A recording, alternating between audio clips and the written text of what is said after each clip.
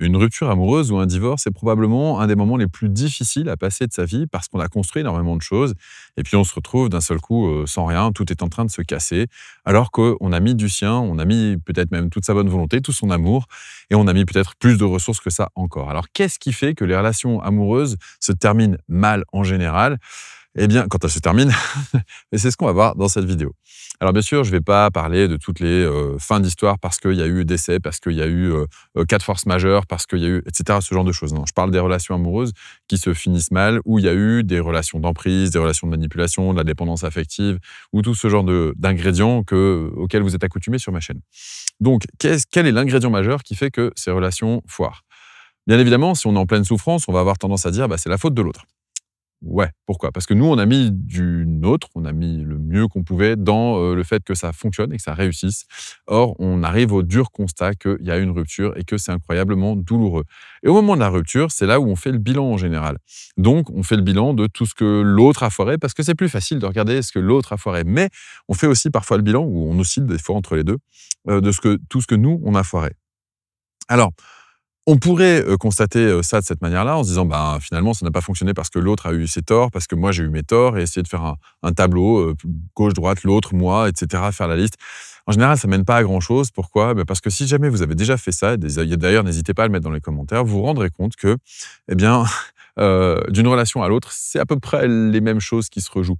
Pourquoi est-ce que ce sont les mêmes choses qui se rejouent? Eh bien parce que on a et c'est la raison majeure qui fait qu'on foire les relations, malgré toute la bonne volonté qu'on met dedans. On a une programmation sur une dynamique relationnelle. Et oui, on s'est programmé d'une certaine manière. On a été programmé, on peut le dire aussi comme ça. On s'est programmé ou on a été programmé. Les deux, bah, on a été influencé par son entourage et c'est nous qui avons créé la programmation. Donc l'un dans l'autre, voilà, on a eu un référentiel qui, à un moment donné, amène à quelque chose qui ne fonctionne pas dans le monde actuel. Ça ne veut pas dire que ça ne fonctionnait pas avant, ça veut dire que ça ne fonctionne pas dans notre vie d'adulte. Donc finalement, de montrer l'autre du doigt, c'est le premier stade, c'est le plus facile, c'est de dire bah, c'est la faute de l'autre. Si vous avez essayé, ça ne marche pas. Pourquoi ça ne marche pas? Parce qu'en général, on a tendance à reproduire ce genre de type de schéma, ce genre de type de relation. Et quand on en a marre, on finit souvent dans le bunker émotionnel. Si vous suivez ma chaîne, vous voyez de quoi je parle. Donc ça, c'est la première étape. On montre l'autre du doigt. Deuxième étape, on va se montrer soi du doigt. Mais finalement, le point commun à tout ça, c'est quoi? Eh bien, c'est la notion de chercher un coupable, chercher un fautif, chercher à qui la faute. Est-ce que c'est ma faute à moi? Est-ce que c'est la faute à l'autre? Si seulement l'autre pouvait prendre sa part, ou alors quand nous, on commence à prendre notre part, on se dit « Oh là là, mais si seulement j'avais su tout ça dans le couple, j'aurais pu réagir autrement et ça aurait pu bien se passer. » Et on a envie de réparer les pots cassés, etc., etc. Donc on voit qu'il y a deux types, grosso modo, deux types de personnes. C'est pour schématiser, hein, bien sûr, il y a tous les intermédiaires. Il y a les personnes qui vont avoir l'aptitude de se remettre en question, qui vont commencer à se dire bah tiens, moi, ça, c'est ma part. Et puis les personnes qui n'ont pas cette aptitude parce que trop d'insécurité intérieure, parce que trop de psychorigidisme, ou que vous l'appellerez comme vous voulez, et qui, elles, vont avoir tendance à dire que bah non, c'est la faute de l'autre, ou elles sont victimes d'une malchance, elles sont victimes des hommes, victimes des femmes, etc. Parce qu'on a des caractéristiques de type hypersensible, de type dépendant affectif, de type etc. Et on ne les remet pas en question. Et donc ça, on statue qu'on est comme ça s'arrête là. Et comme ça s'arrête là, ben on attend de trouver la personne avec qui ça va matcher. Sauf que ça n'existe pas. Pourquoi? Eh bien parce que même si on rencontre la personne qui matcherait avec nous dans ses caractéristiques, qu'elles soient mentales, physiques, émotionnelles, psychologiques, etc., à un moment donné, on va commencer à créer une relation. Et au départ de chaque relation, qu'est-ce qui se passe? Eh bien, il se passe que, en général, on ne se met pas dans une relation en se disant « Ouais, super, je vais détruire l'autre, je vais tout faire foirer, je vais m'amuser à m'investir pendant 10 ans, histoire de tout casser après, et comme ça va être génial !» Non, soyons honnêtes, c'est pas ce qui se passe. En général, quand on rencontre une personne, on a envie d'y croire, on s'investit dans la relation. Et on s'investit de bon cœur. La question n'est pas de savoir si c'est de bon cœur ou pas, la question n'est pas de savoir non plus si l'autre est malsain ou pas, parce que ça, c'est trop facile, entre guillemets. Et puis surtout, ça ne résout pas le problème parce qu'on se rend compte que de relation en relation, on obtient des dynamiques à peu près similaires, même s'il y a bien sûr quelques nuances en fonction de la personnalité de chacun, hein.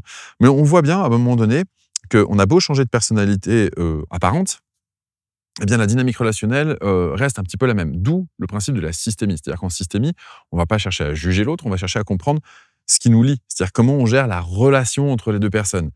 Même si on change de personne, on était avec une personne A, on passe avec une personne B, ben, si la dynamique relationnelle qu'on cherche à vivre va rester la même, à quelques nuances près, on va chercher à ce que l'autre nous fournisse ce qui nous manque souvent, et on va chercher à donner à l'autre ce dont on pense qu'il a besoin, sans forcément d'ailleurs être bien conscient de tout ce qui se joue chez l'autre, hein. On va essayer d'être altruiste le plus possible, mais on a nos limites et on va rencontrer nos limites. Pourquoi? Parce que dans un couple, quand on s'investit, au bout d'un moment, on va se rencontrer dans l'intime, mais dans l'intime physique, certes, bon là je vous fais pas un dessin, mais on va se rencontrer aussi dans l'intime psychologique, dans l'intime relationnel. Et toutes ces programmations-là qu'on a eues dans l'enfance, de par notre apprentissage de ce qu'est une relation, on va les reproduire consciemment ou inconsciemment dans la relation. Donc, ce qui est à l'origine du fait que toutes nos relations à l'âge adulte finissent par mal se finir en général, en tout cas, si vous regardez cette vidéo, c'est probablement que pour vous, ça a mal fini. Ça finit pas mal pour tout le monde. Mais si pour vous, ça a mal fini, principalement, c'est pourquoi c'est pas forcément de la faute de l'autre ou de votre faute à vous. C'est peut-être en raison d'une programmation, d'une dynamique relationnelle qui a fonctionné peut-être pour le modèle que vous avez reçu, mais qui ne fonctionne pas pour la personne avec qui vous êtes. Alors, je vais essayer de détailler un petit peu pour prendre le temps d'expliquer. Quand on apprend ce que c'est qu'une relation, on est en général enfant, ça se passe dans l'enfance. Et quand on est enfant, on apprend ce que c'est qu'une relation avec une personne qui fait figure d'autorité, par exemple, nos parents, ou nos enseignants, ou nos grands-parents, etc. Donc une personne qui fait figure d'autorité, ça, on apprend à se positionner. On apprend à se positionner en apprenant, on apprend à se positionner dans le respect de l'autorité, ou subir l'autorité aussi, malheureusement, ça arrive, lorsque cette autorité est blessée elle-même et cherche à compenser. Donc ça, c'est un sujet que j'aborderai dans une autre vidéo, la notion de compensation. Mais en tout cas, on apprend la posture qu'on va avoir dans une relation, c'est-à-dire où est-ce que je me positionne vis-à-vis de l'autre quand je suis en position d'apprenant, quand je suis avec mes copains à l'école ou mes copines à l'école, comment est-ce que je me positionne après, plus tard, vis-à-vis de mes amis, vis-à-vis de mes collègues, vis-à-vis de mes parents, vis-à-vis de mes amoureux aussi, ou mes amoureuses. Et donc tout ça, on l'apprend inconsciemment, ça se loge dans notre inconscient. On va apprendre des choses très simples du quotidien comme des choses plus profondes dans la relation. On va apprendre par exemple comment on se dit bonjour, comment on se dit je t'aime, comment on témoigne de l'amour. Est-ce qu'on se le dit ou est-ce qu'on se le montre? Est-ce qu'on voit ses parents se câliner ou pas du tout? Est-ce qu'on voit nos parents juste assumer le dur et ne prendre aucun plaisir dans le foyer? Ou est-ce qu'on va voir au contraire nos parents être heureux, s'amuser ensemble? En général, si vous regardez cette vidéo, c'est que c'est pas trop le cas. Parce que le modèle parental, en fait, finalement, on le retient. Et même si vous avez eu des parents où il y a eu un des deux parents absent, le père principalement, mais pourquoi pas la mère également, on peut se dire, ouais, mais moi, j'ai pas eu de modèle de relation. Faux, parce que la relation, elle existe, même si l'autre personne n'est pas là, elle existe dans la manière dont le parent qui est avec vous va ressentir l'absence de l'autre et va en parler. Est-ce que c'est une bonne chose? Est-ce que c'est une mauvaise chose? Est-ce que c'est une façon de se protéger? Est-ce que au contraire, c'est une façon de se victimiser? Est-ce qu'on va avoir tendance à rejeter la faute sur la personne qui n'est pas là? Ou est-ce qu'on va avoir, nous, en tant qu'enfants, tendance à idéaliser la personne qui n'est pas là? Du coup, on va idéaliser la relation aussi amoureuse parce que vu qu'elle n'existe pas de manière tangible et qu'on n'a pas de modèle tangible, on va créer un modèle abstrait dans sa tête de ce que devrait être une relation. Et donc, quand on arrive à l'âge adulte, qu'est-ce qui se passe? On va rejouer ces scénarios de dynamique relationnelle dans lesquels on va chercher souvent soit à appliquer ce qu'on a appris sans même en avoir conscience, soit à essayer de faire l'inverse de ce qu'on a vu qui ne fonctionnait pas et qui nous a fait souffrir en tant qu'enfant. Mais quoi qu'il en soit, on va se référer à ce qu'on a eu comme modèle dans l'enfance. Et donc, ce modèle-là, il a été fortement dysfonctionnel à certains endroits, si nos parents ont été dans une relation dysfonctionnelle, et même si ça a été fonctionnel à certains endroits, il se trouve que c'est notre programmation à nous, dans notre inconscient. Le résultat des courses, c'est quoi? C'est que quand on arrive à l'âge adulte, on a envie de reproduire ces schémas-là. On a envie de témoigner à l'autre notre amour, nos sentiments. On a envie aussi de témoigner à l'autre notre soutien dans certains sujets, et puis nos limites, et puis nos demandes, et puis voire nos exigences. Parfois même, quand on a beaucoup souffert dans son enfance, on attend de la relation qu'elle vienne réparer ce qui s'est mal passé pour nous. Donc, le résultat des courses, c'est quoi? C'est qu'on est en train de jouer un scénario qui finalement a été programmé dans l'enfance avec une personne qui n'était pas là lors de notre enfance et qui n'y est pour absolument rien du tout. C'est-à-dire que quand on est dans une relation où on va rejouer les scénarios de l'enfance sans mettre de la conscience sur ce qui est en train de se jouer et sans mettre de la capacité créatrice, c'est-à-dire du pouvoir créateur pour créer une nouvelle dynamique relationnelle, pour créer quelque chose de totalement différent, pour exprimer ses sentiments de manière différente, pour être à l'écoute de l'autre de façon différente, bref, pour créer quelque chose de nouveau parce que l'autre est différent. Forcément, l'autre n'a pas eu les mêmes parents que nous. Donc, si on ne remet pas en question notre programmation de ce qu'est notre propre dynamique relationnelle et qu'on cherche à l'appliquer telle qu'elle, en grande inconscience, dans notre relation, forcément, en général, ça se passe mal. Pourquoi? Parce que l'autre n'a pas eu la même éducation que nous sur le modèle relationnel. Et donc, l'interaction va faire en sorte que si on attend que l'autre ait la même programmation, parce que c'est comme ça que ça doit être, pour nous, dans notre tête, c'est évident, ça tombe sous le sens, c'est la moindre des choses. Vous voyez ce genre de phrase? Quand on commence à invoquer ce genre de phrase ou quand on commence à invoquer, comment dire? À chercher l'assentiment, de l'entourage ou des autres pour dire que nous, on a raison et c'est l'autre qui a tort, eh bien là, c'est une difficulté de remettre en question non pas soi, non pas l'autre, mais sa programmation de ce qu'est ou ce que devrait être une relation amoureuse selon soi. Oui, mais est-ce que cette relation est compatible avec ce que devrait être la relation amoureuse selon l'autre? Parce que si on considère les choses de cette manière-là, on se rend bien compte que l'autre n'a pas eu la même programmation que nous. Il en a eu une différente, il a eu des parents différents, il a eu une enfance différente, peut-être même s'il y a une différence d'âge à une époque différente. Et donc tout ça, ça fait en sorte que, au lieu de chercher ce qui est compatible et comment ça peut fonctionner, on va chercher à appliquer ce qu'on a eu comme programmation par défaut, avec une vraie difficulté à mettre de la conscience dessus. Tout ça, c'est basé sur l'enfance. Alors, là, je vous ai expliqué la dynamique, le principe de la systémie dans une dynamique relationnelle amoureuse et ce qui fait que ça foire en général. Mais il y a ça foire, et puis c'est pas grave, et puis on recommence, et puis on essaye autre chose, puis on essaie de grandir, puis on met on a des attentes qui se déplacent, on a des projections qui se déplacent, et ça peut finir par fonctionner. Encore que j'ai pas vraiment vu de personnes qui finissaient par faire en sorte que ça fonctionne, alors qu'elles ont eu des difficultés relationnelles, sans avoir remis en question leur programmation à minima.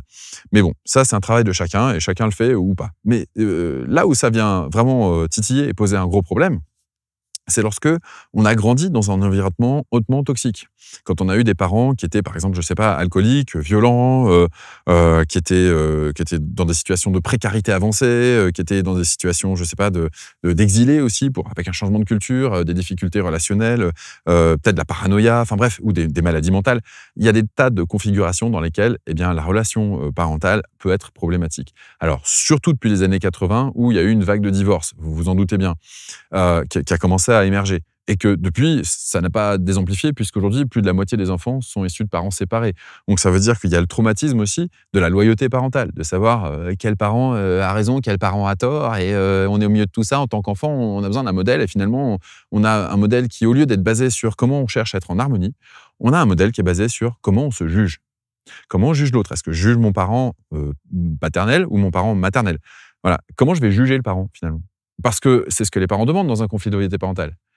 Quand on est soi-même parent et qu'on est en train de divorcer ou de se séparer et qu'on a des enfants, souvent, on cherche à prendre nos enfants à partie, d'essayer de faire sentir à nos enfants que nous, on est un meilleur parent que l'autre. Parce que si on a quitté l'autre, c'est pas, bien sûr parce qu'il y a des choses qui ne plaisaient pas chez l'autre, forcément. Et donc, forcément, on aimerait que nos enfants ouvrent les yeux sur ce qui pose problème chez l'autre parent, se rendent compte que c'est un manipulateur ou une manipulatrice ou une hystérique ou que sais-je encore. Et c'est pas à nos enfants de juger ou de diagnostiquer l'autre parent. Nos enfants sont là pour grandir avec le modèle. Et qu'est-ce qu'ils reçoivent comme modèle dans ces cas-là? Le modèle du jugement. Donc, ils vont non seulement se juger eux-mêmes par la suite, mais juger l'autre aussi. Et c'est ce jugement qui fait que ça dysfonctionne dans nos relations arrivées à l'âge adulte. Alors bien sûr, prendre conscience de ça, c'est une chose. Mais aller travailler ce qui s'est passé dans l'enfance, c'est ça qui permet de s'en dégager définitivement. Parce que la conscience, malheureusement, ne suffit pas. Vous avez probablement travaillé sur vous, avec du développement personnel, avec des psys, etc., et pris conscience d'énormément de choses. Oui, mais prendre conscience ne suffit pas à assimiler. Pour assimiler, il faut être capable d'appliquer. Pour pouvoir appliquer, eh bien, il faut mettre en pratique. Il faut mettre en pratique dans des cas concrets. Et en général, comprendre, on le fait quand on a souffert et on se remet en question. OK, on peut comprendre beaucoup de choses. Mais après, pour remettre en pratique, eh bien, ces programmations n'ont pas changé, même si on a compris, parce qu'elles sont toujours logées dans l'inconscient. Donc, on a beau comprendre consciemment ce qui se passe, tant qu'on n'est pas allé travailler dans l'inconscient, eh bien, on a des difficultés.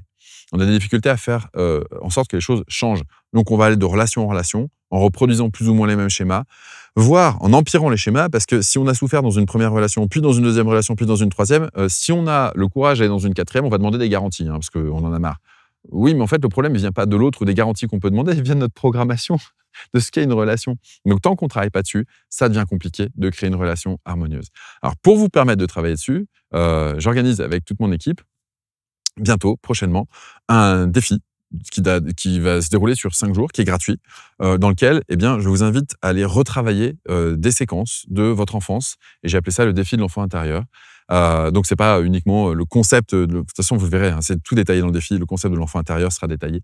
Mais c'est vraiment pour aller retravailler des programmations de l'enfance qui vous pourrissent la vie aujourd'hui. C'est ce genre de schéma qu'on reproduit encore et encore et encore et encore, alors qu'on essaye, on fait des efforts, on fait plein de choses pour essayer de s'en sortir, mais on n'y arrive pas.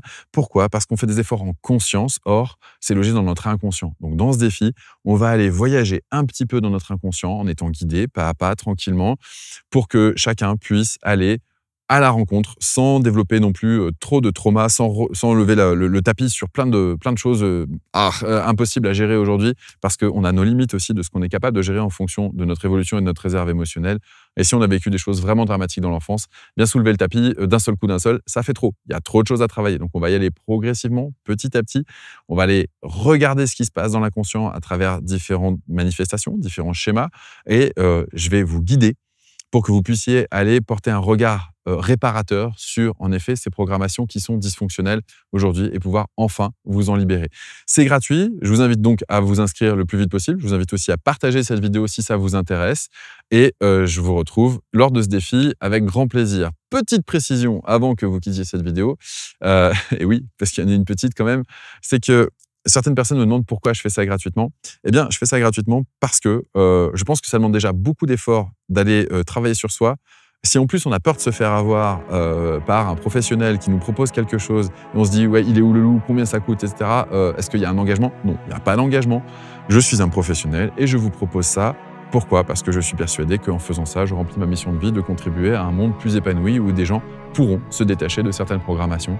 En effet, c'est quelque chose que j'ai fait moi-même et donc je vous propose de partager le chemin par lequel moi je l'ai fait pour m'en libérer et peut-être que ça vous inspirera, peut-être pas. Je vous souhaite en tout cas que ça vous permette de vous libérer parce qu'à partir de là, eh bien, il y a des tas de choses qui peuvent se développer et c'est vraiment ce que je vous souhaite. En tout cas, c'est pour ça que j'ai fini par choisir de faire ce métier et que j'ai créé finalement ce défi. C'est pour vous aider, vous d'abord, sans prise de risque, sans engagement, absolument gratuit, aucun problème. Donc n'hésitez pas, inscrivez-vous. Et puis moi je vous retrouve très rapidement pour ce défi. Attention, ça va secouer. Prenez soin de vous, à bientôt. Ciao.